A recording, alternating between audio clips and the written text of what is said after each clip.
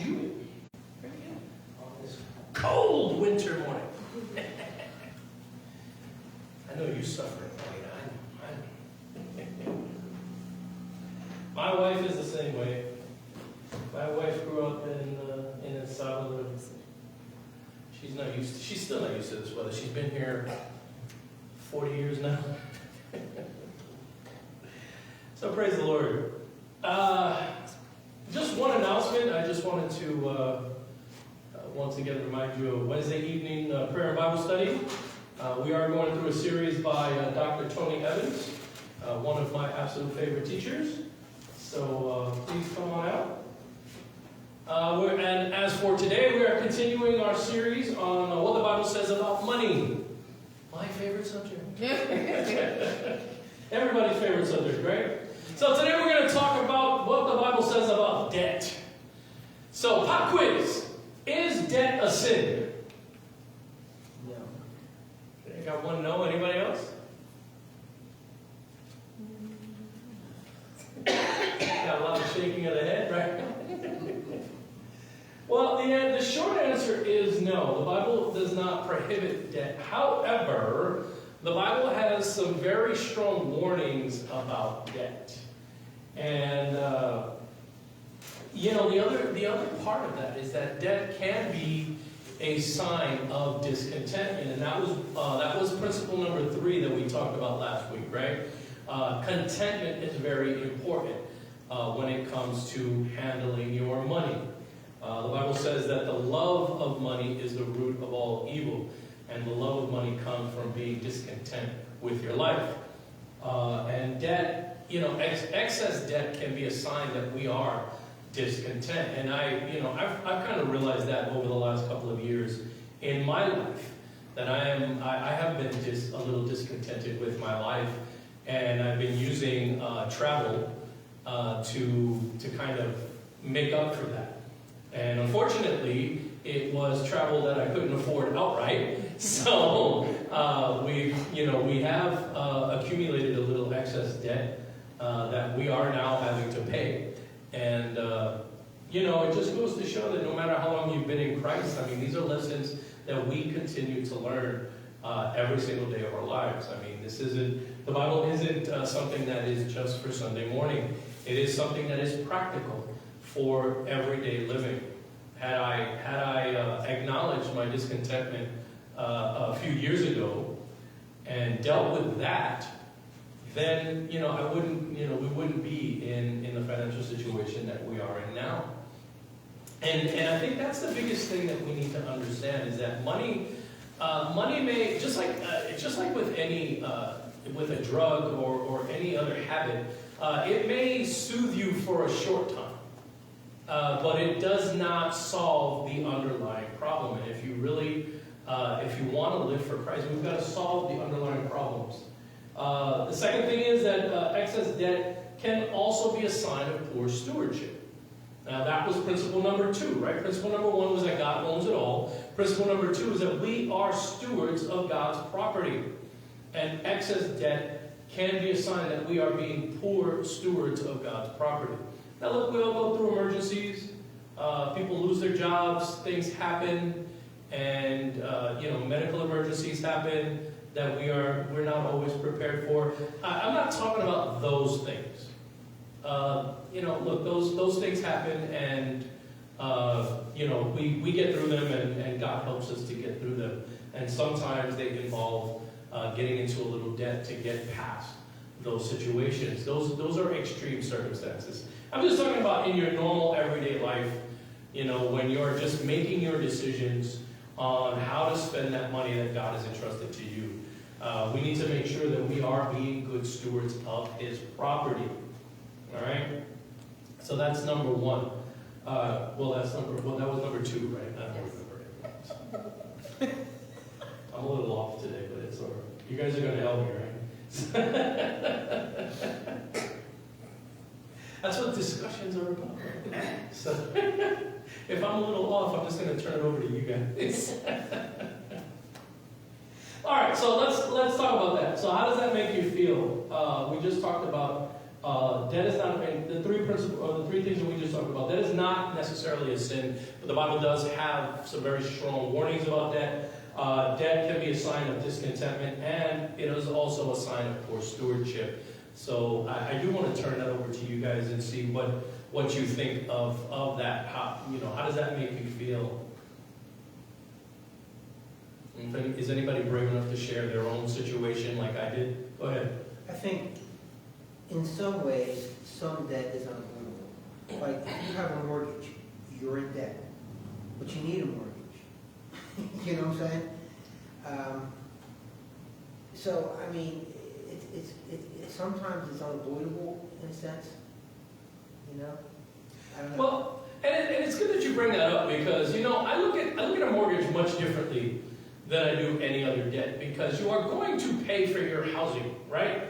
Whether you are renting or buying, you are going to pay for where you live. Mm-hmm. So what we're talking about, though, is excess debt. Now, it's one thing to buy a house, and, there's nothing wrong with buying a house. Like I said, you're going to have to pay for where you live, whether you're paying rent or you're paying a mortgage. The question is, do you need a 4-bedroom, 3-bath, with 5 acres of property, 3-car garage? Yeah. All right, we might need it, but, can we afford it is the question. No, Now, there's a big difference between want and need. Exactly. We all want that, right? If I had the financial means, definitely. I mean, we all want that. And now my wife and I watch a lot of HGTV, right? So we're always watching these home transformations, right? You walk into this house and it's a mess, and maybe actually recently we've been watching this show called Help, I Wrecked My House. Mm-hmm. So the house wasn't necessarily a mess, but there were things that the homeowners wanted to change in it. And then, the host goes in and she makes all these changes, and it just looks, it's beautiful. It's their dream home. And who wouldn't want that, right? The question is, can you afford it? Now, my wife and I, when we first moved to this area from New York, it was specifically because we knew we would never own a home in New York City. But even being up in the Scranton area, we bought a house in Dunmore, and it needed work. And we bought the house. It was $43,000. That's how much we paid 24 years ago. Wow. $43,000, but it was worth probably less than that because it was in bad shape. And it stayed in bad shape for quite a while. We fixed little things here and there over the years. We didn't do a major renovation until last year when it came time to sell the house. But that's what we could afford. And it was great because we owned our own home. And that was a good feeling, even though the house needed a great deal of work. Now look, for some, things like that are dependent on your situation, because I grew up in a housing project. So for me, the house was lovely, I mean, anybody else who's used to a different standard of living would walk in and think, wow, this house needs work. I walked in there and thought, wow, this is the best thing I've ever owned in my life, because I grew up in a housing project where there were roaches and mice, and every once in a while the plumbing would stop working, the windows were leaky and drafty. So my house was beautiful. Okay, I don't care what anybody says. That brown paneling we had was the most beautiful thing I've ever seen. Bruce, you had something. On the flip side, if you own a house and you're paying for it, it can be considered an investment and a sign of good stewardship. Well, and again, it's really just about how much house we can actually afford. Right. Because if and I know this because I was a homeownership counselor at one time. I spent a little less than a year counseling people who were in foreclosure because they went and they bought a house that they could not afford. Right. And one of the first things that we did when people would come into our office is we would sit down and we would work out a budget with them.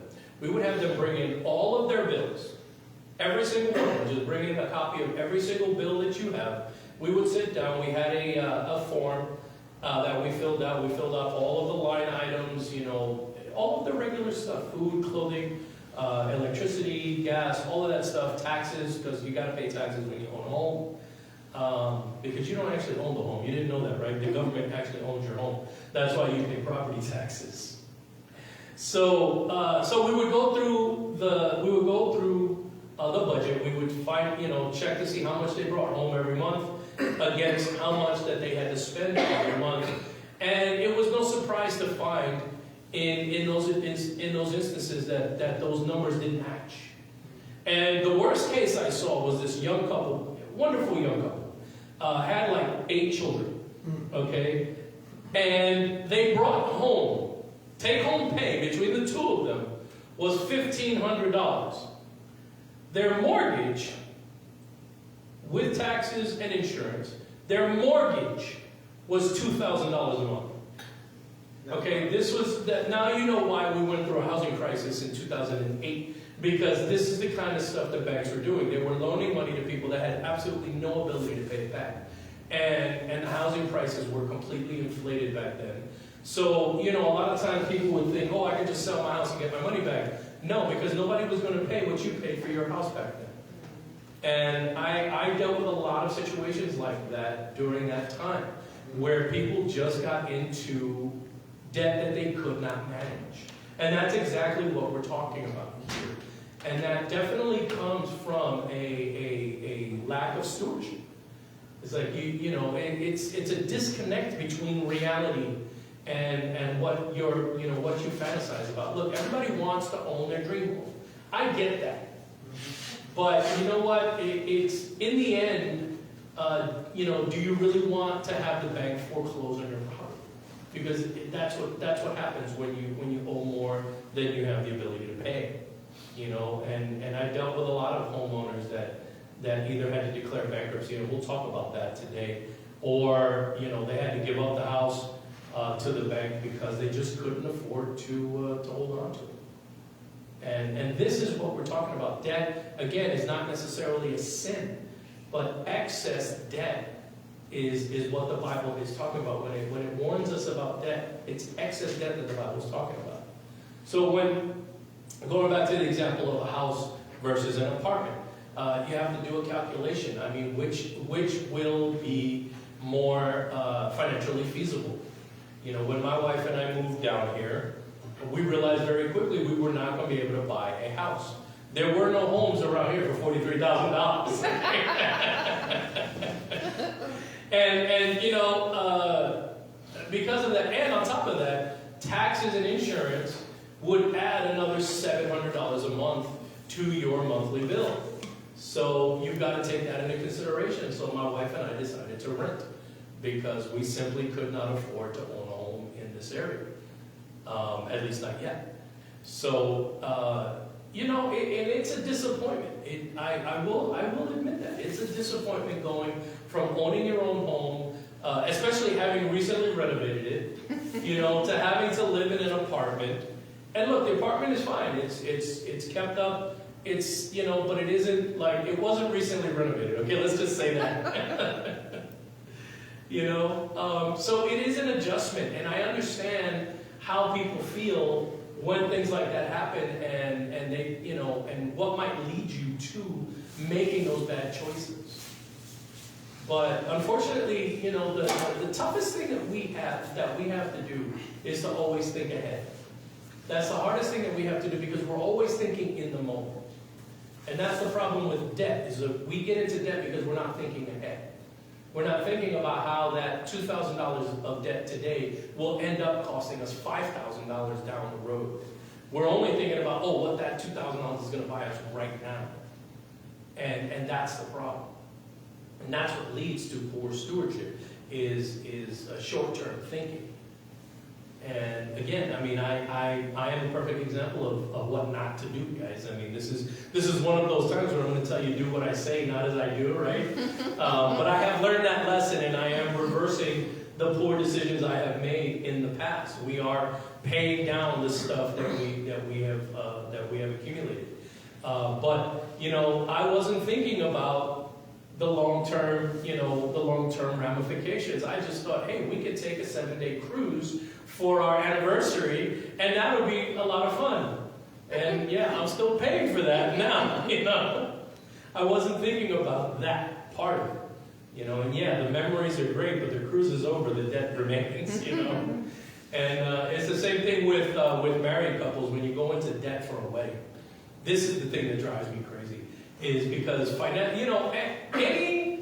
any counselor, any marriage counselor worth his salt will tell you that the biggest factor in a divorce is money problems. The biggest factor that causes issues in a marriage is money problems, and you'll read that everywhere, okay? If you read anything about marriage, eventually you're going to come across somebody saying that the biggest problem, the biggest friction that couples face is surrounding money.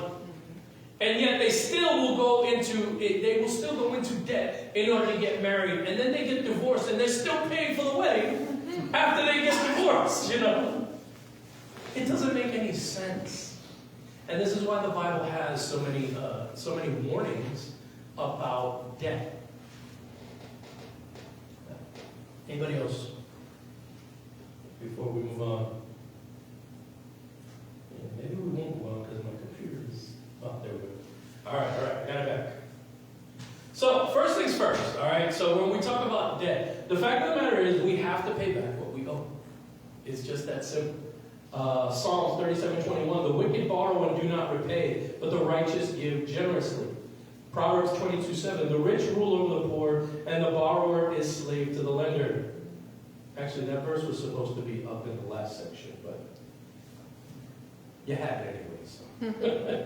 Romans 13:8, let no debt remain outstanding except the continuing debt to love one another, for whoever loves others has fulfilled the law. So, I probably should have done the previous verse or two for that passage, because Paul does outline that if you owe taxes, then pay your taxes. If you owe revenue, then pay revenue. Whatever you owe, pay people back. And he's saying, let no debt remain outstanding except the continuing debt to love one another. So it is a testimony to pay back what you owe, because a lot of people try to get out of the debts that they have incurred. And look, if you are getting into debt, you are responsible for that debt. And remember, because you are handling God's property, you are a representative of God in that transaction. So when your creditor comes to collect and you stiff them, then it is a bad testimony on Jesus Christ for that person. If they find out, now if it's a private transaction, if they found out that you're a Christian, then guess what? They're going to think all Christians are like that, and they're going to look down on Christianity and the gospel because you stiffed them on a debt. Now, let me tell you something. Speaking on a personal level rather than a professional level, I don't loan money. I do not loan money. Now, if I have the money, if you come to me and you need money and I actually have it, I don't loan it, I give it. Because you know what? That just causes a whole lot less stress in my life. If I know, or if I decide from the very beginning I'm not going to be paid back, then I ain't got to worry about it. Now, because of this, I usually only give money to family because my wife and I have limited resources. So, we have children, we have parents, we have siblings, and, there is always a little money. I always have a little money tucked aside in case someone in our family is in need. So I don't loan money to friends or coworkers or anything like that. Because, look, it just causes problems. Which is why I won't loan money at all. Look, if God blesses me financially and somebody in need comes to me and they truly have a need, then I'm just going to give them the money and I'm not going to worry about it. I'm not going to give it a second thought after that. The problem is that we are loaning money to people that we really can't afford to loan. So we desperately need that money back, and if that person can't pay, then it damages the relationship. So my recommendation, and we'll talk about this a little bit afterwards, is not to be a lender. Unless that's your business. If you are in the business of lending money, that's a different story. But I'm talking about for your personal relationships. it's best if you don't lend money. Go ahead, Bruce. I have a real problem with the legalization of gambling, because I think that lures a lot of people who are weak into debt. And I have, I mean, there needs to be counseling, there needs to be something, but I figure, the politicians are going to be judged in Judgment Day for allowing this to happen, because it hurts people. Well, first on a theological point there, I'm never surprised, and I've said this before, I'm never surprised when the world acts like the world. So whatever laws come out of the government, and they're getting worse, I will say that. We are legalizing a lot of things that are damaging people, and I'm just going to leave it there for the moment. But when it comes to gambling, the legalized gambling is it's not necessarily a problem, because people are gambling whether it's legal or not. I mean, if you have a problem, then you're going to find a way to gamble whether it's legal or not. I mean, I lived in a neighborhood where there was gambling going on way before it was legal to gamble in New York. Because we had bookies all over the place who would take your bets. So if you have a problem, this is true of any addiction. It doesn't matter whether it's legal or not. Now, look, the law can be a deterrent for certain people, but when it comes to addiction, the law really isn't a deterrent anyway. Now, that's not an excuse. And that's where I come from. It's not an excuse to simply give up. And that's what I think we have done as a society. We have given up when it comes to marijuana, when it comes to gambling, when it comes to any number of things. We have simply given up because we figure, look, people are going to do whatever they want, so we may as well just legalize it. And for the government's part, it's all about taxes. The only reason they legalize anything is if they can get revenue out of it.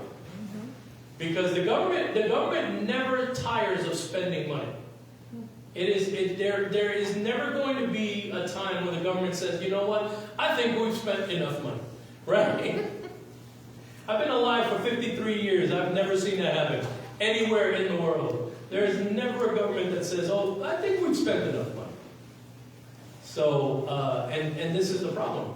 When it comes to gambling and marijuana and prostitution, the government they don't see the human suffering that is caused by these things. And and quite honestly, they don't care. All they see is dollar signs, right? They see revenue and their ability to buy more votes. You got me talking about politics. It's okay, we got to deal with it. Yeah, we got to deal with it. But that's all I'm going to say on that subject. All right, well, let's move on. So, we've got to pay back what we owe. Now, that does bring up a couple of issues, especially recently. One of the issues that brings up is debt forgiveness. Now, this has come up because President Biden put out a plan to forgive student loan debt. Now, that plan was struck down by the Supreme Court, but there are other plans in place that will forgive student loan debt for certain people. Now, I will say that biblically speaking, there is nothing wrong with that. The owner of the debt has power over that debt. So, if I were to loan you money, and you told me that you didn't have the ability to pay, I have the right to forgive that debt. Because I am the owner of that debt. I can do with that debt what I please. I could demand the payment. I could send you to collections. Or I could, because I have power over that debt, I could forgive that debt. So there is nothing wrong with debt forgiveness. As a matter of fact, God made debt forgiveness a part of Israel's law in Deuteronomy 15, right? Every 7 years, the Israelites were commanded to forgive debts. Now that's interesting, right? So every 7 years, you are commanded to forgive every debt that you have. Why would God do that? This is the theological portion of the program. Why would God make that a part of Jewish law? Was it 7 or 50 years? It was 7, and then every 49 years was the year of Jubilee, or every 50th year was the year of Jubilee. That was a special celebration. Anybody have a guess why God might do that?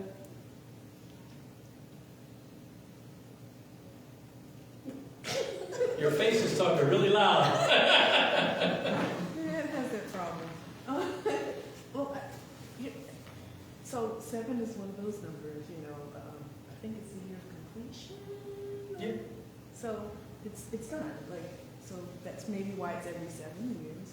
And, forgiving a debt because it's a thing.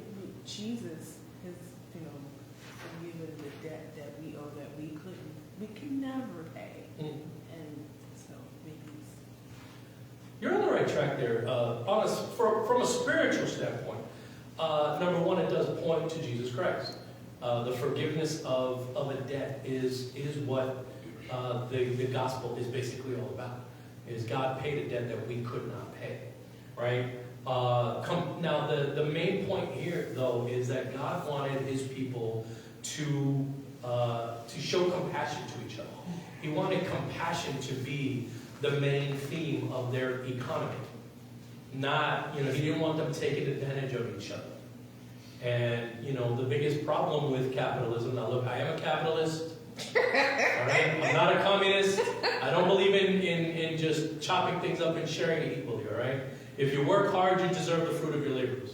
I am a capitalist, but one of the problems with capitalism, if it's unrestrained, is that greed tends to be the thing that drives capitalism. And this is why we need unions. Because if you don't have unions, then employers will take advantage of their employees. And they will pay them as little as possible and work them as hard as possible. And that's what we saw during the Industrial Revolution. People were working 16, 18 hours a day and getting paid pennies.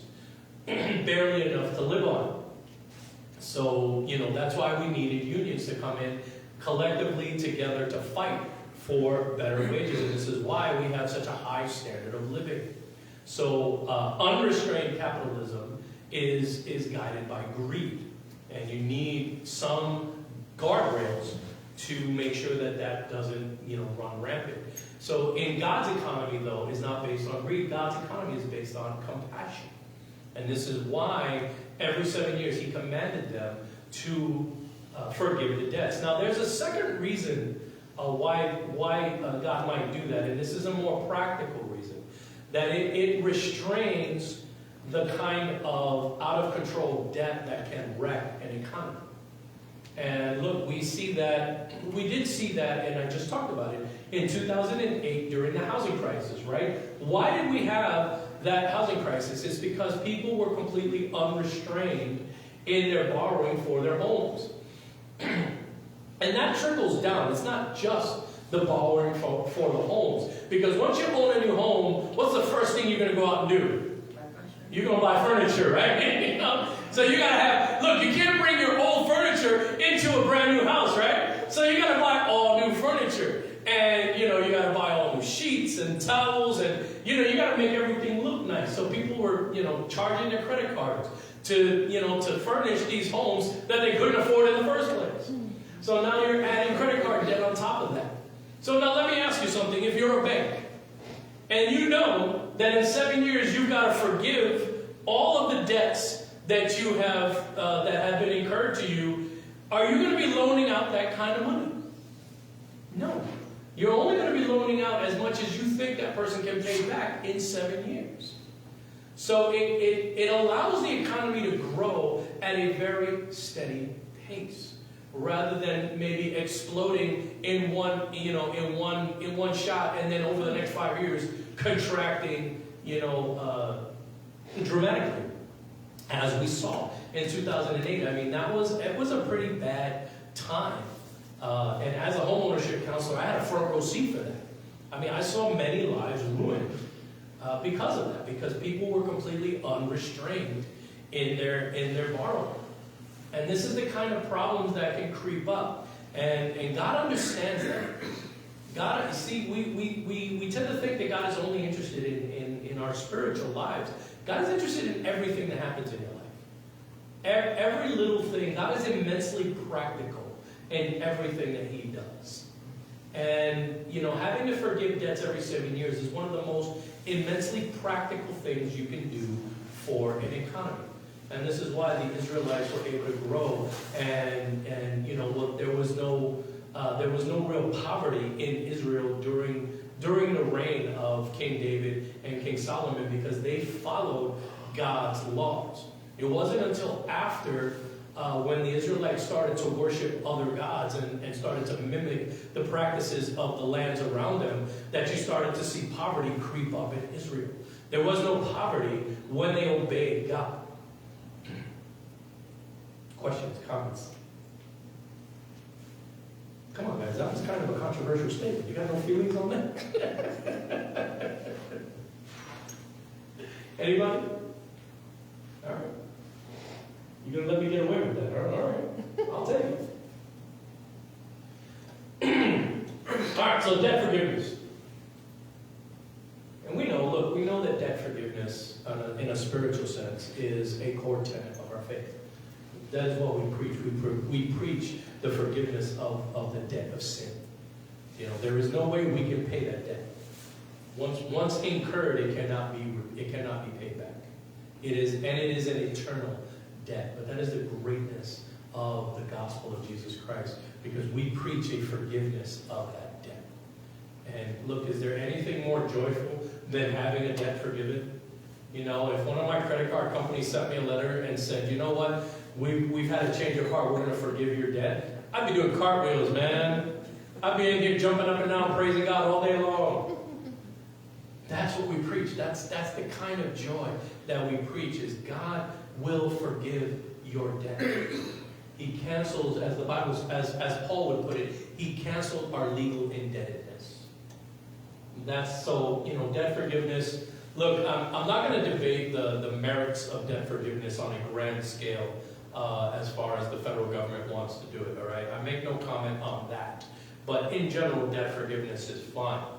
All right, so again, we're still under the umbrella of paying our debts, right? So, co-signing. Now, the Bible does prohibit co-signing. Proverbs 22, 26, and 27, do not be the one who shakes hands in pledge or puts up security for debts. If you lack the means to pay, your very bed will be snatched from under you. So, now, here's the thing on that. I'm going to walk that back just a little bit, because that's not an outright prohibition. It's more of a warning. And look, the fact of the matter is I have co-signed debts for family members. And unfortunately, at least one of those times, actually two of those times, I've had to pay those debts for those family members, at least partially. And this is what the Bible's warning about, is when you co-sign a debt, you are now responsible for it. And it falls under that umbrella. You have to pay what you owe. So you have taken on the legal indebtedness of that person. And if that person cannot pay, then it is your responsibility. And there is no excuse there, because you did it willingly. You signed your name on a piece of paper and willingly took on that debt. Then you have to pay it. And if you're not willing to pay it, then don't co-sign it. And this is why I only co-sign for family members, because they're the only people I'd be willing to pay the debt for. It's not to say that I wasn't angry about it. It's not to say that they didn't hear about it. But I paid it, because it was my responsibility. Anybody have any feelings on that subject? Actually, I do. Go ahead. Nice and loud, even though the camera's right. You speak so soft. But my mother's always complaining that she can't hear you. So for my mother's sake, I will speak up for your mother. Because we love Mother Compost. That's right. So co-signing, it's a warning, because if you're co-signing for somebody who you know is irresponsible, then it's irresponsible on your part. But, because the way capitalism works here, sometimes people get into debt.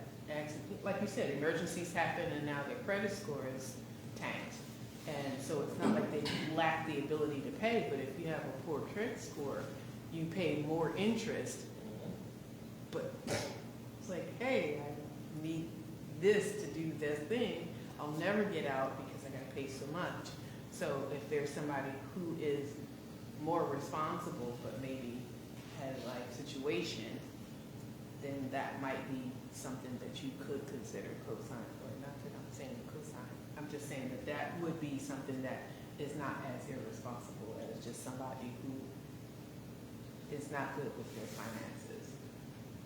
Well, and it's a good thing that you bring that up as far as your credit score, because this is why the Bible is so immensely practical in our lives.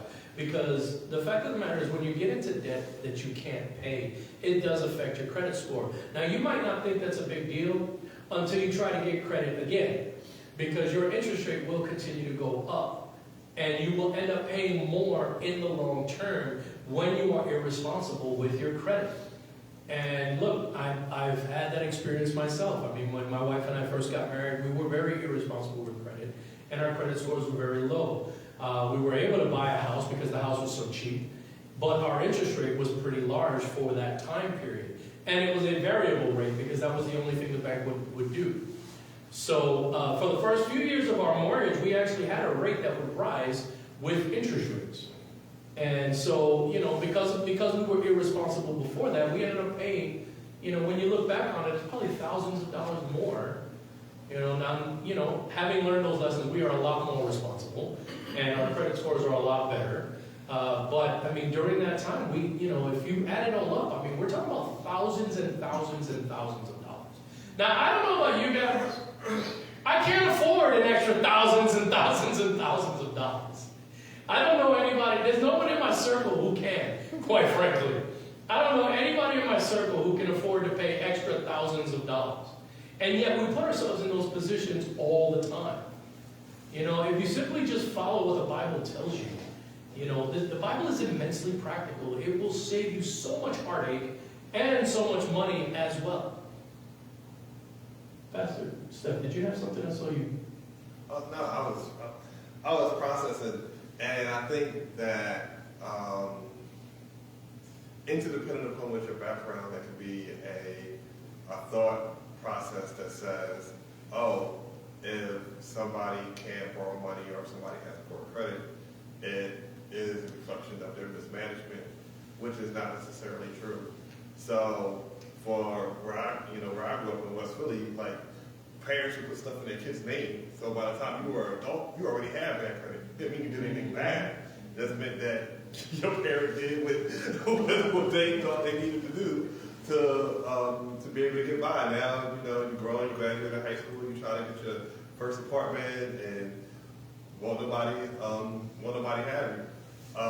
So that's the situation. The other situation is you know, having worked in, you know, higher education, how many times in which I saw a student that needed to borrow additional funds to be able to finance their education, and not necessarily they did anything wrong or irresponsible. They're just not, you know, adult enough to really have developed a proper credit history to be able to, you know, borrow another, you know, $5,000, $10,000, $15,000. So, and in that case, you know, depending on who their parent is, they might have been the irresponsible one.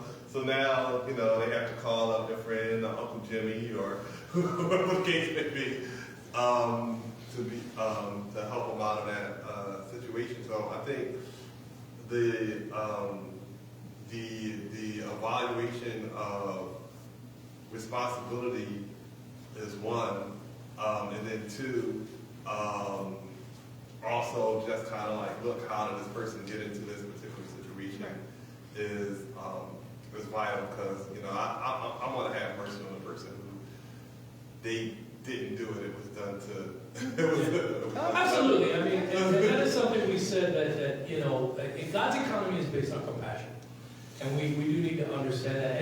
And actually, it's good that you bring it up, because that does lead very seamlessly into my next point. We're going to talk about bankruptcy. And look, but before I get to that point, one one thing that brought up for me is maybe a rebuke on my attitude towards money when it comes to preaching from the pulpit. I don't like talking about money when it comes to preaching. Now look, I have tried to teach my kids about money. I've talked about money with my family members. I don't like talking about money from the pulpit, and that is I think just from what Pastor Steph said, it's a bit of a rebuke to me for that attitude, because we have to teach people about money. The reason that we all get, we do get into such problems is because we don't teach anyone about money. They don't. I've said for many years that financial planning should be a part of high school curriculum. We don't teach kids the basics. I mean, we've got kids who know all about sex, know nothing about balancing a checkbook. It's ridiculous, because you need to know how to balance a checkbook. You need to know how to responsibly use debt. You need to know, all of these things. But we don't teach any of these things in school. Go ahead. Yeah, I think that's a really, really good point, because a lot of the time, kids, you look to your parents as role models, and if the parents aren't handling money well, then that's going to just leak down to the kids. No one is really teaching them, a solid way to handle money or debt or whatever. And so I agree with you that that's something that maybe should be addressed in the schools, in high school, because a lot of, it seems to me over the last 2 generations that there's this thing about instant gratification. And so, you can't wait to get your hands on a credit card.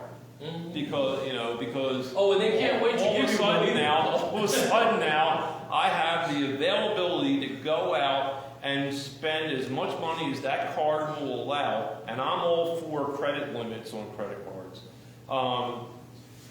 And you're right. No, they don't think down the road about having to pay all that back, and they don't think about the interest and all that. It's all I know is I want the newest iPod. I want the newest cell phone, and it's bragging rights to be able to say, it just came out yesterday, and I have it. It's sad, but it's true. It's all about instant gratification, and so parents really should try to pass along the smart way to handle money. Sometimes you don't get it like the next day. You might have to wait a year, but get it when you can afford it.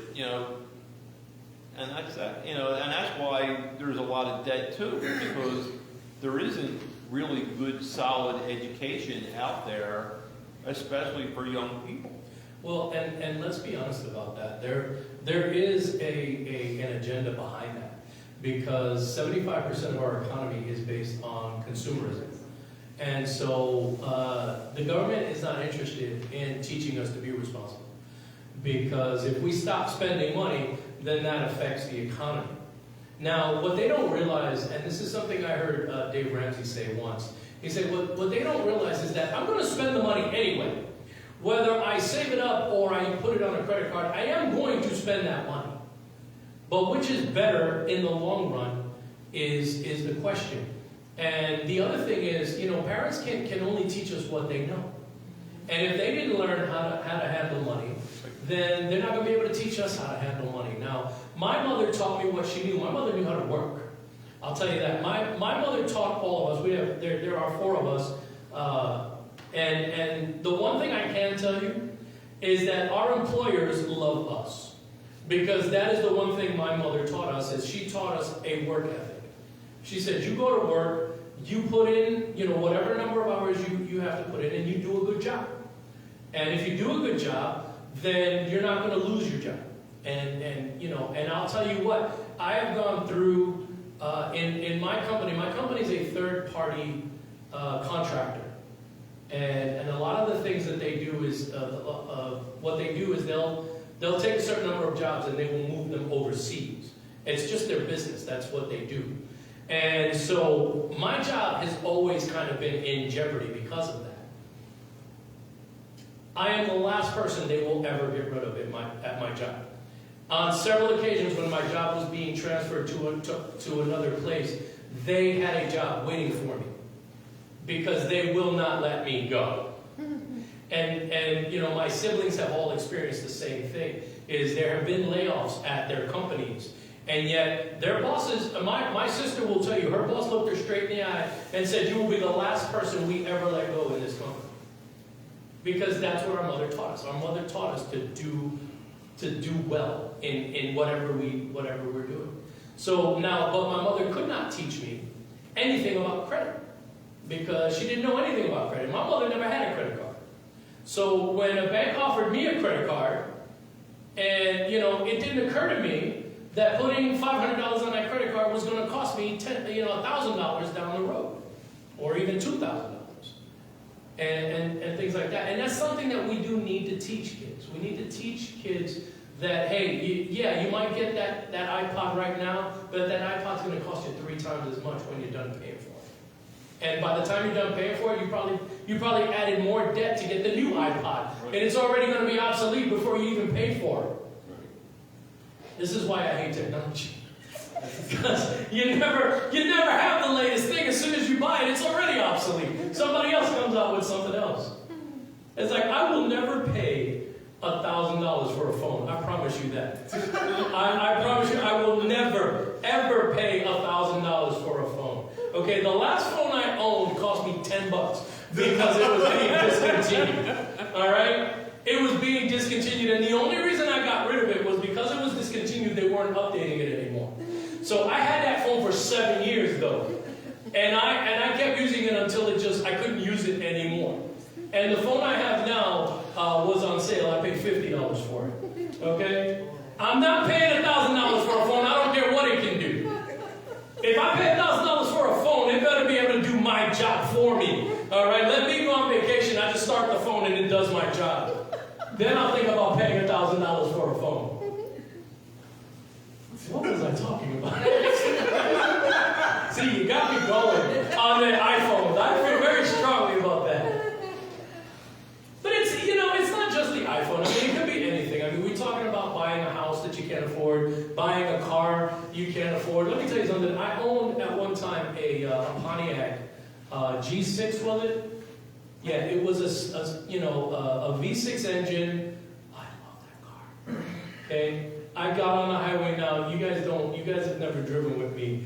My wife will tell you, I don't like being behind people.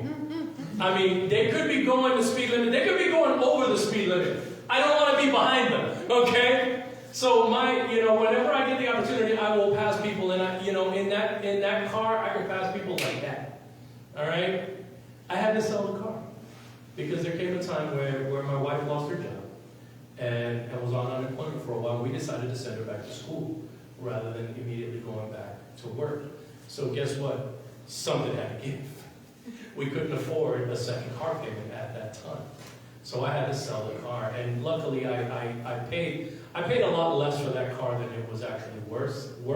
So I ended up getting some money out of it when I sold it. But this is what I'm talking about. Now, the selfish part of me wanted to keep the car. And just like, hey, forget it. We'll do, we'll maybe go into debt or we'll give up something else. But the smart part of my brain kicked in and said, no, this is the thing you can give up. It's a gas guzzler, and you would be saving whatever amount of money we were making on the payments. And so we did. We sold the car. And my wife will tell you, I still miss that car to this day. That was like 10 years ago, right?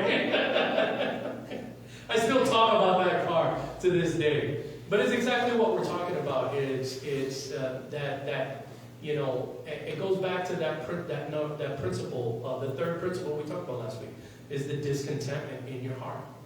The reason we go out and I've heard people refer to it as retail therapy, right? Ladies, you know what I'm talking about, yes. Right? That was a stereotype. I'm sorry. See, but Juanita knows what I'm talking about, right? I've heard people say that. We'll call therapy, right? Well, you know what? Retail therapy don't work. Because once you get that stuff home, you take it out of the package, it ain't new anymore. So, then it just becomes something you got to deal with. And especially with a car, because with a car, I mean, there's so much that goes along with having a car. I mean, there is maintenance every 3 months. There is, you got to pay gas, you got to pay insurance. God forbid you get into a little fender bender. I mean, nowadays you can't spend less than $3,000 on a car, no matter what no matter how minor the damage is. So this is why for a long time my wife and I owned a minivan, and I put a huge scratch in it on the side. I mean, and we're not talking about like somebody comes and keys your car. I'm talking about, I hit a fire hydrant, okay? And they put a huge scratch on the door. I drove that car for 4 years like that, because I wasn't going to pay to have that thing replaced. So there are just expenses that come along with having a vehicle. Huh? Yeah, my wife hated that car because of that. She loved the minivan. She hated the fact that it had a big scratch on the car. She was telling me all the time, when are we going to get that replaced? When are we going to get that replaced? I'm like, I ain't replacing nothing. I was like, does the car start? Does it still get you from point A to point B? Then I ain't replacing it. I'm not spending it. Yeah. So, we're still married, by the way. I will tell you, her current car is pristine, okay? I've been very careful with her vehicle now, okay? I learned my lesson back then. But this is what I'm talking about, is just that discontentment. And getting back to the subject, it all goes back, debt all goes back to that third principle that we talked about, is there is something inside of you that's not content. And we need to deal with the actual issue, because debt is not going to solve the issue. And and that's one of the things we do need to teach kids about money. Is not only the practical side of money, it's the emotional side of money. Because this is why Jesus talks so much about money, because we get emotional about our money. And look, I understand it. I work hard for my money. I put in my hours, I go the extra mile for my employer. So I get, when I get that paycheck, I feel like I've earned it. And so when somebody's trying to take money out of my pocket, I'm going to get emotional about it. So Jesus understood that we get emotional about our money, and we need to talk about the emotional part of this issue. And if you're not content with your life, you need to understand that buying that new iPhone, buying that new car, buying that big house that you can't afford is not going to solve the problem. It might make you feel better for a short period of time, but ultimately when all is said and done, you're still going to be discontent. Go ahead, Jim.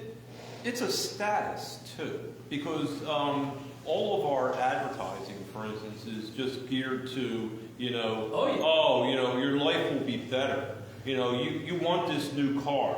You want this new iPhone. And every ad has all of the friends coming around and being all jealous, right? When they see you have that new thing. Well, like around Christmas time, they put a big bow on the car and everything. It's like, oh yeah, like you should gift a car to your kids or to your wife or whatever, whatever the case is. But for me, it's two. It filters down into the schools, even down at like an elementary school level. Kids will brag about, I have the latest sneakers, or that goes to show you how old I am. Yeah, exactly. That's exactly right. I understood that perfectly. Running shoes, whatever you want to call it. But my point is that it's a status thing. And so then, the kids come home and they're like, they go up to their parents and, I have to have this. I have to have it. And it's not a question of whether you need it or not. It's a question of so-and-so has it, and then it starts to filter throughout the classroom or the school or whatever, and then it becomes, well, you don't have it. So therefore, Yeah. and that's really what and it's the same thing with if you don't have a uniform, dress, style, all of that, the clothing that you wear, and all of that. And so at a young age, the kids, there's kind of, it's an instant gratification. You need to be able to have that so that you can be on the in crowd, or you can be, you don't get the hassle at school about, you're lacking and all of that. And it's at every level. Like, what I'm saying is, like, it's in like the poorest public school as well as some of the, more to do private schools. It's the same thing. Oh, I can attest to that. I grew up in one of the poorest neighborhoods in America, and every kid had to have those $200 Michael Jordan shoes. I mean, that was the thing. And when I was growing up, it was all about the sneakers. You had to have the Jordans or the new Nikes or whatever it was at that time. My mother could never afford that. So in some regard, I was a little fortunate that I had to learn not to be part of the crowd, because I was never going to be part of that crowd. And the funny thing is, my mother for my 16th birthday, my mother scrimped and saved, and she bought me a nice pair of sneakers. They paid $85 for those sneakers. This was back in 1986. That's a lot of money back then, especially for my mother. All right, $85. Those sneakers only lasted me 6 months. The $20 knockoffs that she would buy me lasted me 2 years. Yeah. So that taught me a little lesson about spending a lot of money on things that, just won't last anyway. Go ahead. Yeah, I was going to say, I was along the same lines. Now, my parents were pretty well off. My dad was a chemist. There was 5 of us. And he didn't play into the whole branding thing. We were all homeschooled. So as soon as we all got a job at 14, it was like, okay, if you want something, I might go half on you, but you're going to come up with the other half. I had to start paying for my own toothpaste, my own clothes, my own stuff, everything. Wow, that's extreme, man. He did not play. Your dad was hardcore, man. Hardcore. And I mean, we grew up in Horsham, 4-bedroom house, 2-acre yard, but none of that extra stuff. So I'm glad now, because I see some of my friends who is like, you're just chasing after the name brand, the designer, and you have Chanel and stuff in your closet and a Maserati in the apartment block, but you live in a Section 8 house. And it's just like, there's some disconnect. Yeah. And then also, my parents sent me on a mission trip when I was 16. Changed my life forever. You go to Costa Rica and to the capital city, and you see how those little kids are living. And so that was just never like a thing for me. It was just, and I thank God for my dad that he. Absolutely. I highly recommend that. If Oh my gosh, there's nothing. anyone who has an opportunity to go on a short-term mission trip, I highly recommend that. It will change how you think about everything. Yep. We think we know something about poverty in this country. You don't know anything about poverty in this country. Now, I grew up poor. My mother was a single mother because my father was in prison. I was the prototypical stereotype of a ghetto kid. Okay, my father was in jail. My mother raised us by herself. Now, my mother broke the stereotype because she worked. She wasn't on welfare. But I grew up in poverty, but I always had a roof over my head. I always had food to eat. I always had shoes. You don't understand poverty until you understand that shoes are a luxury in some parts of the country, or the world.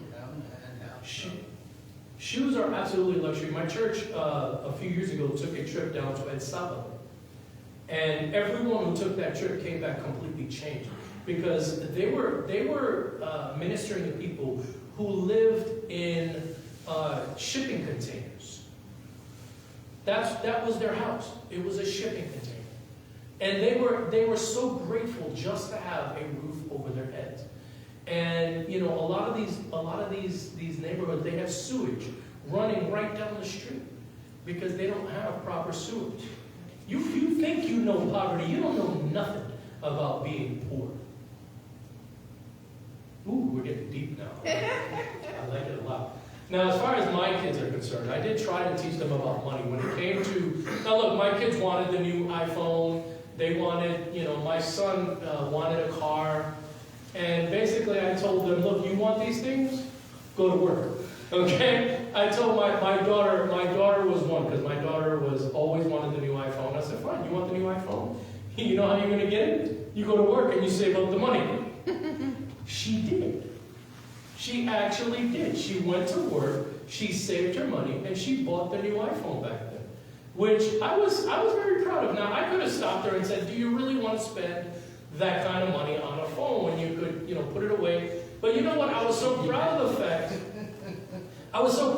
fact that she actually went to work and put the money aside. So I said, you know what? You earned that money. You saved it up. Then go ahead and spend it on what you want. So, we need to be teaching our kids those lessons. We need to teach them that look, if you want something, that you're going to have to work for. And this is the question. This is something that something else I heard Dave Ramsey say once. Is like when you're about to buy something, you need to ask yourself, how many hours am I going to have to work to pay for this? Right? And I did ask my daughter that. I said, you know what? You saved up all this money. You worked for, I think it was 6 weeks. 6 weeks you worked and saved and scrimped. Was it worth the 6 weeks to buy this phone? She said yes. All right, so hey, I wasn't going to say anything about that. But that's the question, right? Before you go and you buy something, you got to ask yourself, how many hours am I going to have to put in to pay this off? And a lot of times you might decide, you know what, I don't need that bad. That's why I decided not to fix the scratch on my minivan. I'm like, you know what, I wasn't making nearly as much money as I'm making now. So I was like, you know what, I'm not putting in, 120 hours just to fix a scratch in my car that doesn't affect the performance of the vehicle. What? Did you have something? Oh, no, it was Jack. I'm sorry. This story is going to probably change the way people think of me, but nonetheless, when Mariel was about 6, 7 years old, we went out for dinner, and we went to a local pizzeria, Italian restaurant. And we were eating our food and everything, and when it came time to pay the check, I said to Mariel, how much money have you got on you? And so she said, I have $1 or $2. And I said, give it to me. And so she's like, why? And I said, because this is not free. And so did you eat? Did you enjoy your meal? Everything, your soda, whatever the case is? I said, yes, I enjoyed it. Well, give me your money. Because now it's time to pay the check. And even the waiter looked at me like, you're really doing this? Don't judge. And I said, yes, I am. Because it drives home the point. It's not free. It's it's nice to be able to ride the coattails of someone else who can pay. But the point that I was making, and she'll tell you this story, it drove home the point. It's not free. Okay, and so you have to pay the piper somewhere along the way at some point. Yeah, and I think that's and maybe we can understand how our kids get to be the way they are, because we do take care of everything. When they're growing up, we take care of everything. Look, when I'm able to, I have splurged on my kids. So maybe it's understandable that they have these champagne tastes when they get out in the world, even though they still only have a beer budget. Right? Because we have been kind of, we have been providing that for them all this time. And we need to prepare them for that transition. It's like, hey, I've been paying all this stuff. That's why you have all this nice stuff. But you know what? You're going to have to start paying for this now. So it might not be as nice at first. And we should be the ones to prepare our kids for that. It's not a surprise that it's a shock to them when they get out in the world and realize that their money doesn't go as far as they think it should. Go ahead. So my mom told me, she was very much like how Jack was in his story. She said, I have, I'm responsible for food, clothing, and shelter. Anything else is extra. Mm-hmm. So, and even as a small child, like 4 or 5 years old, she was like, you have to do something to earn it. So regardless if that was like me doing well at school, or me maintaining my behavior, or me cleaning up my toys, or what have you. So if I asked, she's like, well, what have you done? So it was, can I go to the movies with my friends? Why don't I see you to the movies with your friends? Because I want to go, okay? That's not a guaranteed right. There's nowhere in the U.S. Constitution that says, Stefan must be able to go to the movies with his friends. So, even once I got older, same deal. So even once I started getting an allowance, which was probably like around 10, 11 years old, allowance wasn't predicated on my existence, it was predicated on my work. Mm-hmm. So she had a whole chart for me, and different things was worth a different numerical amount. Now you decide how much you want to get based upon how much how much work you do, and then it was broken down to, all right, so now you're responsible for all your own toiletry, your own haircut, your own everything. So there's always like this association. One of the things which I saw among my peers, especially once I got post-college age, was the disenchantment that millennials have pertaining to the fact in which they don't have the same lifestyle that their parents had. Well, but your parents is working for like 20 years. You ain't working for 2 years. It's not. It's not the same. And I mean, I thought to myself, they were depressed, crying. They're like, oh, they only want to pay me $40,000 a year. And I'm like, you're 21. How much? Like, you're like, oh, I just thought I was going to graduate and at least be making 6 figures. What? And then I had to start showing people, like, you realize that, I mean, if you make 6 figures, God bless you, but the reality of the situation, over 90% of the population in the U.S. does not make 6 figures. This is not the average life. If you're making $50,000, $60,000 a year, honey, you're doing good on a national average. But it's unrealistic expectations based on how you brought up, and then social media just makes it even worse because, like, you see everybody got on, everybody got Louis Vuitton, everybody got Gucci, everybody going on, before vacations. It's like, and some of it is, fabricated, like they have where people took, like they was in a private jet, it wasn't a private jet, they just went somewhere to take pictures like it was in even Bow Wow got caught up on his fake private jet picture. And he was on a commercial flight, but he went and took a picture of another flight that he downloaded it, edited, put himself in the picture to show and to be already like a successful entertainer and you already, do have a couple of mil and still feel that type of pressure is just like, it's just crazy. It's just not anchored in reality. People just don't know like what reality really is at this point. Well, and that's an exacerbation of what Jack was talking about earlier and about the peer pressure, right? The peer pressure you feel. Social media has taken that to like, a factor of 10. Because now, I mean, you are bombarded by these images constantly of people who, seemingly have a better life than you. Yeah. And they're, it's like they're mocking you in your ordinary little life. And what you don't understand is that all of those images are fake. Say, but you don't know that. And now, in my old neighborhood, it was very easy to know who had the nice sneakers because they would be wearing them, right? Mm-hmm.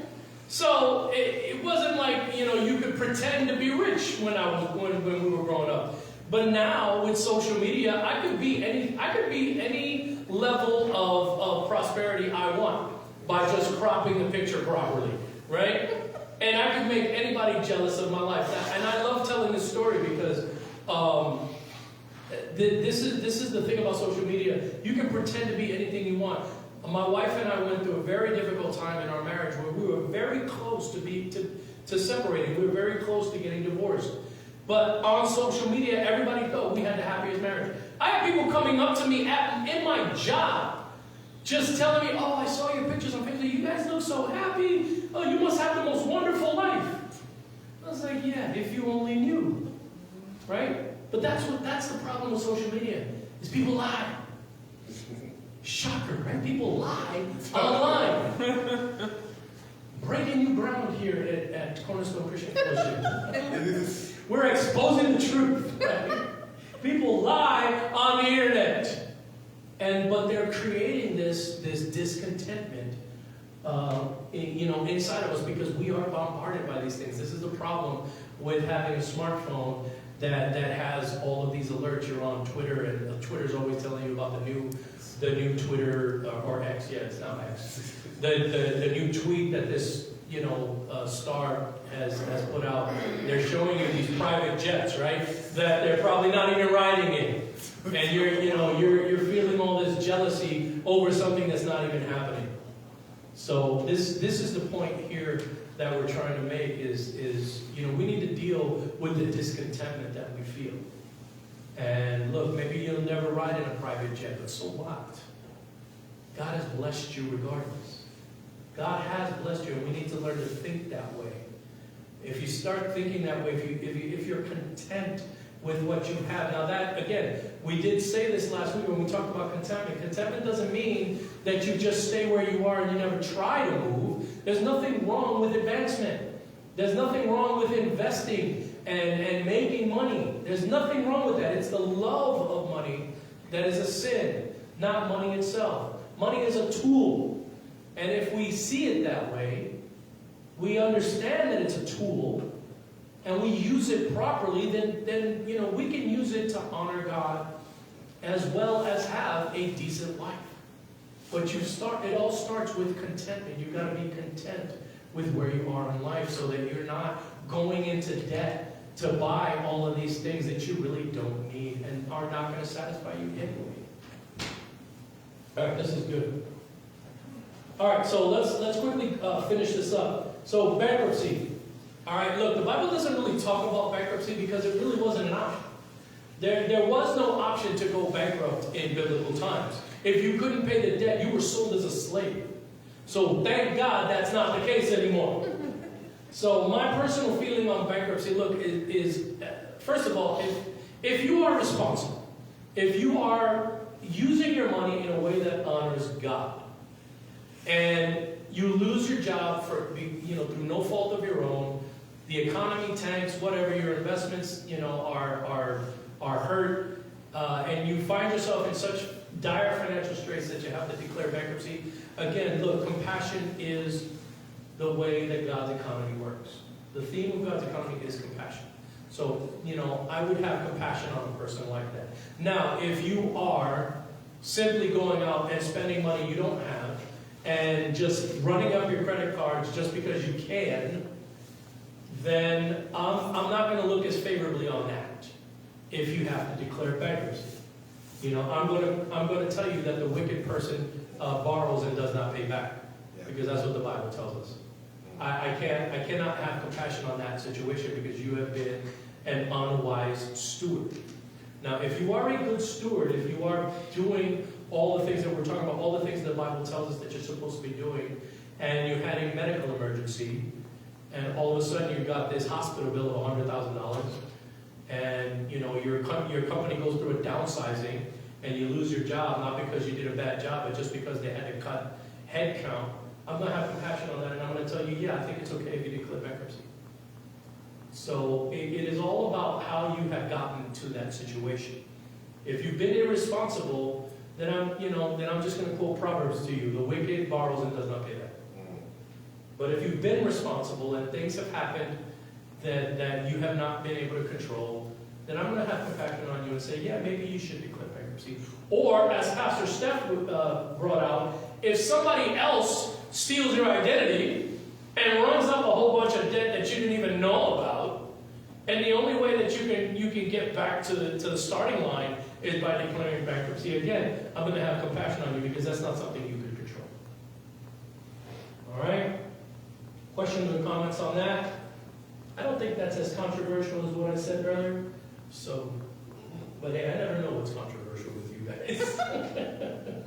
All right, so here's something that I wanted to bring out just very quickly. I have not heard this recently, but I did hear this back in the 80s when the whole prosperity nonsense was going on. I don't watch televangelists anymore, so I don't know if they're still doing this. But I remember the televangelists back in the 80s were telling you, because of this whole prosperity nonsense, they're telling you, give and God's going to give you 100-fold. And these preachers would say, go out, run up your credit cards, go into debt, send it to our ministry because God's going to give you back 100 times anyway. No, okay? That is not how it works. You never borrow to give. Ever. I don't care what the televangelist tells you. All right? Now, again, I have not heard that recently because I don't watch televangelists. I listen to Dr. Tony Evans, and he's never said that a day in his life. I listen to a couple of other people. They've never said it either. So if you ever hear that, turn off the radio, turn off the TV. Don't ever listen to that, okay? The Bible tells us 2 Corinthians 8:12. For if the willingness is there, the gift is acceptable according to what one has, not according to what one does not have. God does not expect you to go into debt to give, period. The gift is acceptable according to what you have. If you don't have it, you don't give it. It's just that simple. All right, finally, lending. Now look, I have told you that I do not lend money. If I have the money and someone has a need, then I just give the money. Now, again, I usually reserve that for our family members. We, all of our, no one in our family is rich. We're all, working hard and doing what we can. So, but I know that our children, my siblings, my mom, my wife's mother, anybody in our family at any time could have an emergency and need money. So we have money set aside in case our family members have an emergency. That money is not to be used for any other purpose. So look, as much as I have compassion on everyone, and as valid as your need may be, I'm not going to lend you money. Okay? If I had it, I would give it. If I don't have it, I'm not. Now, I'm not making any biblical claims on that. I'm not saying that I'm more righteous because of that. That's just the way that I choose to do things for my own peace of mind. If you choose to lend, remember that the Bible commands compassion. Okay? God's economy is based on compassion. So if you choose to lend money, then you need to just let that person pay you back when they can. You can't be badgering that person. You can't be after them. Look, if you didn't think they could pay you back, if you knew they were irresponsible, you shouldn't have loaned them the money in the first place.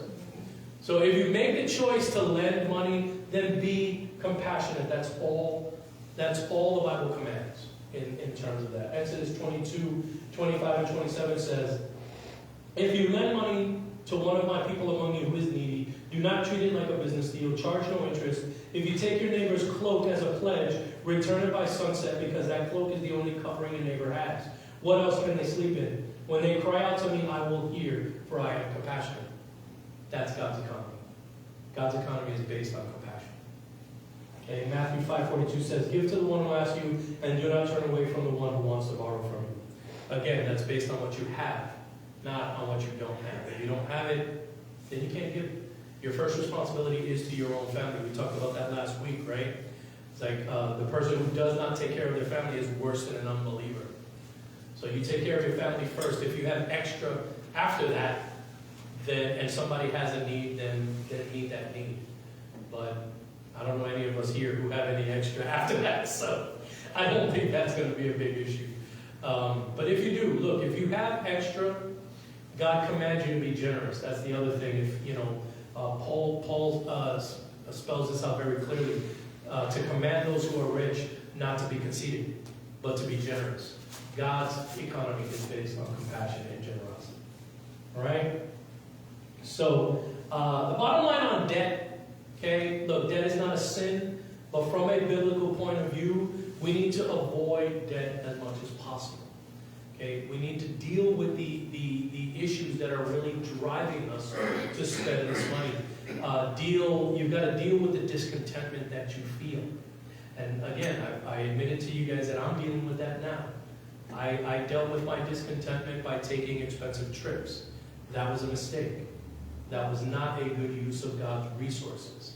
And so I have repented of that, and I am looking to pay that money back now. So I'm telling you not to make the same mistakes that I have made. Deal with the discontentment in your heart that is driving you to get into excess debt. And God will supply your needs. That's what he promised us. Our God will supply all of your needs according to his riches in glory. One of those needs that we have is contentment, right? You can't live a good life without being content. God will supply that if you're willing to receive it. Well, I was going to say, some of these things require a certain level of wisdom and just like foresight associated with it. True story, I was working with some folks. We were all working in sales. We were all making pretty good money, some more than others, but it was still really good. And I saw that these guys were pretty smart. I'll give it to them. They all went out and bought luxury vehicles, but they bought them used, and they just paid cash. They had pre-owners and what have you, and they just found people online using various apps. And I could have did it. I was like, because the price point in which they were paying was, within my range. It wasn't going to hurt me or anything like that.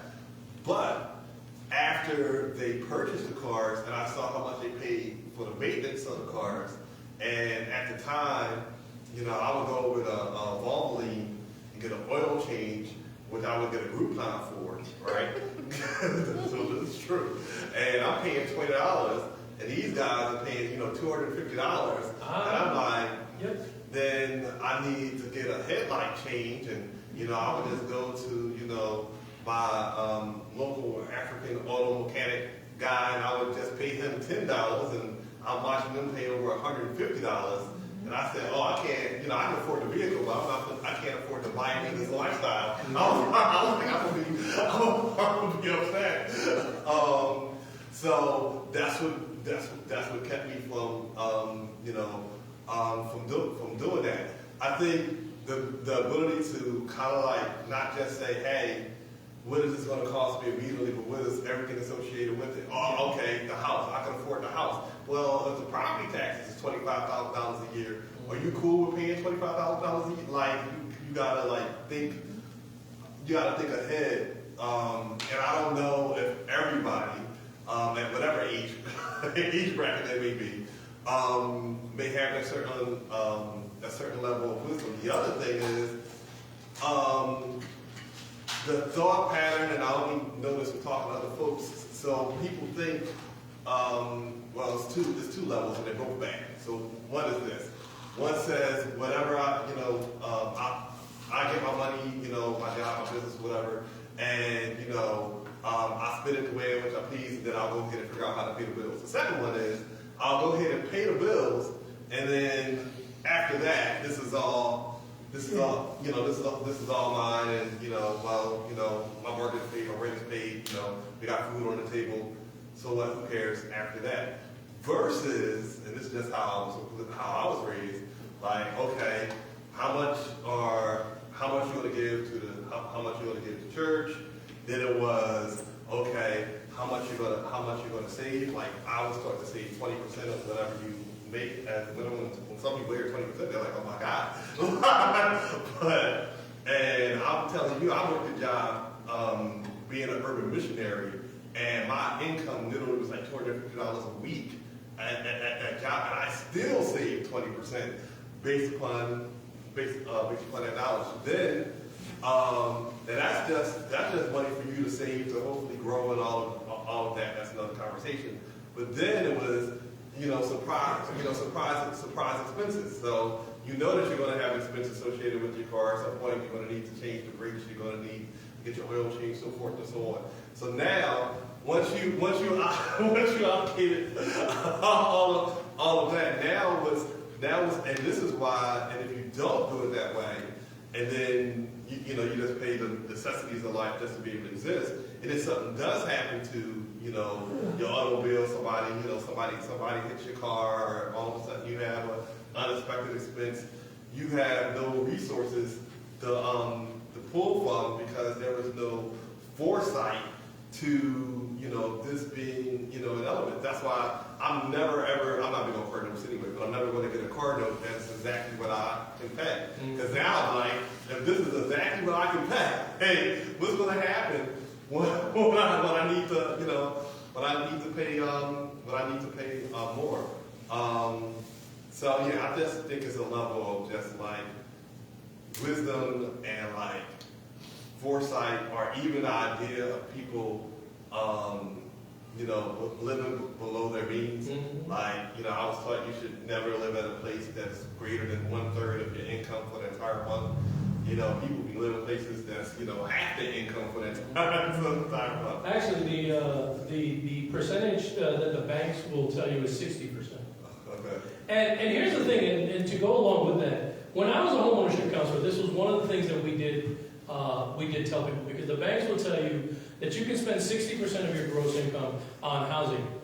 We told people never, ever, ever, ever, ever to do that. We said, first of all, your gross income is meaningless, because that is not money that you can use. We told them you don't want to go above 40% of your net income. And even that is kind of stretching it. So all of this goes to what we were saying before about financial education. And it is kind of a rebuke to me, because I've avoided the subject of money for so long. And it is an important subject. It is something the Bible talks about often. And I have inadvertently neglected a great portion of the Bible because I don't like to talk about money. But it's an important topic. It is something that touches every area of our lives. And so it is something that we are going to talk about a little more often. Not a lot, but we are going to talk about it a little more often. And in this series, we are going to get to saving and investing and all of those things. Go ahead, Bruce. Well, my mom told me one time, I guess she was speaking from her counseling that she got, maybe in the 50s and 60s. You should never, your rent should be 1/4 of what you make in a month. That's 1/4 back then. And I thought, well, okay, that's interesting. Now, she grew up in the Depression era. Right. So that gave her and her siblings this pack rat mentality. And I think it served them well in a way, because they learned how to be frugal, So, there's different ways of looking at things. And we did talk about this last week when we talked about contentment. Isn't it funny that the more money you make, the less content you tend to be? Because people in my mother's generation had very little, and yet they learned contentment in that very little. And in my generation, our country is much more prosperous now. People are making much more money now, and yet they seem to be so much less happy with their lives. And that goes to contentment. Is what the Bible says is righteousness with contentment is great gain. If you have righteousness and contentment, there is nothing in this world that is going to get you down, basically. So we do need to, that's the thing we need to deal with. This lesson, and I hope you got this. This lesson hasn't really been about debt. It's been about contentment. It's about being happy with where God has you right now. Again, that doesn't mean that you can't advance. The Bible is all about advancement. The gospel is all about advancement. But, where you are right now, it's about finding contentment where you are and avoiding those pitfalls, avoiding those things that will create even more anxiety later on in life. As Pastor Steph said, it's having that mentality that looks beyond the moment. And that's what we're talking about here is you need to be thinking about not just your happiness right now, but your happiness a year from now or 5 years from now. And if you're not in debt, I guarantee you're going to be a lot happier 5 years from now than you are even now. I think also there's a certain amount of humility, if I can use that word, that's associated with it, or maybe even like weakness, because I've heard weakness described as power under restraint. So it's like I could do this. Ashley and I were looking for a house. We this was back in 2020. Good solid approval rate. The thing is, what was going on in the market, you had so just coming in and just, you know, all cash offers, overpaying, the value of the value of the home. So the process is this. Okay, so what we can do is we can go for a home that's less than our approval amount that will allow us to overpay for the house, but I don't know how long it's going to take for what we paid to match up to the equity which is developed inside the home. So more space would be nice. We want that. A more convenient location would be nice. We want easy accessibility to work and so forth and so have you. And this is a goal that we've had for a while, but we chose to deny what we wanted and what technically we really could have had, just because it just didn't make the most sense.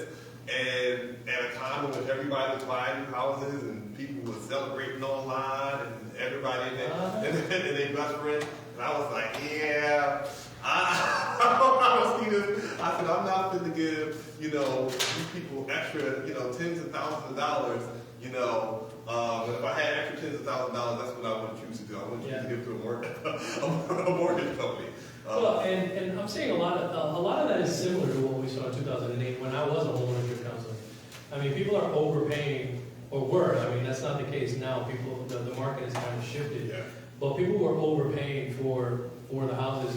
I heard in California, people were paying as much as $1 million over the asking price. And I'm like, what are they doing in California that they can afford to pay $1 million more than what people are asking for the house?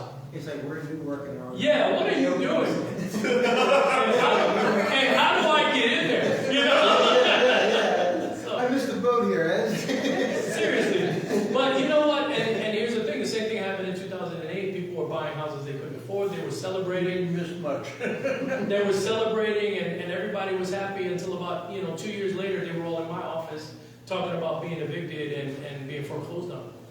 And that's the end result. And that's what we've got to learn. We've got to learn to think ahead and be wise in our decision making, and not get into things that will cause us trouble down the line. Because look, contentment is not a temporary state. If you're content today with where you are, you're going to be content 5 years from now, even if you haven't moved. Now, again, I'm not saying you don't move. If you can move, if God opens the door, then by all means, upgrade your standard of living. But you gotta be wise about it. You gotta know that is this sustainable? And if it's not sustainable, then you are not going to be happy later on, as happy as you may be today. Anybody else? Final comments before we pray? Are we good? All right, let's pray. Heavenly Father, we just come to you in the name of Jesus, Lord.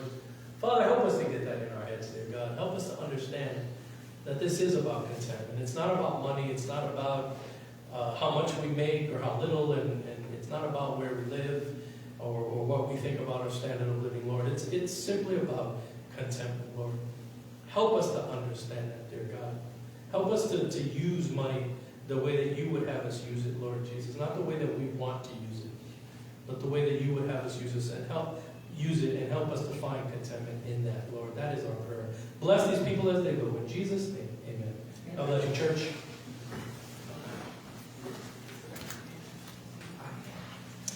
I have something on here.